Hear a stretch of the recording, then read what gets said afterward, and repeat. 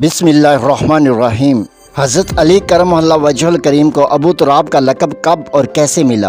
आपको अपनी ये कुनियत बहुत ज़्यादा महबूब थी। सहल फरमाते हैं कि एक बार रसूल करीम सल्लल्लाहु अलैहि वसल्लम हज़रत फ़ातिमा ज़हरा के घर तशरीफ़ लाए।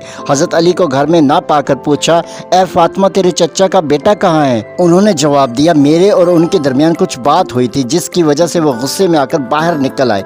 वो मेरे यहाँ नहीं सोए। रसूलुल्लाह सल्लल्लाहु अलैहि वसल्लम ने एक शख्स से फरमाया कि अली को देखो, वो कहाँ हैं? वो आदमी हजरत अली को ढूंढने निकल खड़ा हुआ और वापस आकर बताया, ए अल्लाह के रसूल, हजरत अली मस्जिद में सो रहे हैं। तो आप सल्लल्लाहु अलैहि वसल्लम मस्जिद में हजरत अली के पास तशरीफ लाए। हजरत अली लेटे हुए थे और उनकी चादर उनके पहलू से दूर थी और उनके जिस्म को मिट्टी लगी हुई थी।